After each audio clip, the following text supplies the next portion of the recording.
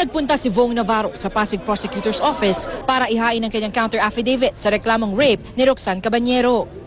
Masyadong dinadaw nila yung pagkatao ko at na wala naman akong ginawang krimen na pang-rape. Ang alegasyon ni Cabanyero, sinundo daw siya ni Navarro mula sa hotel na tinutuluyan noon, saka raw siya pinagsamantalahan sa loob ng sasakyan ng aktor.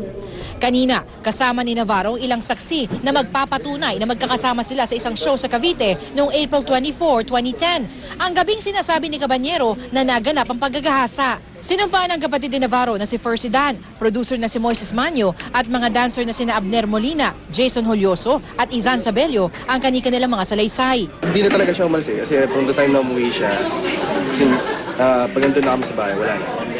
Magkasama po kami nun from 5 p.m. to 1:30 ng April 25. Bunsod nito, naghain si Navarro sa Pasig Prosecutor's Office ng counter-charge na perjury laban kay Cabanyero dahil sa umano'y pagsisinungaling nito.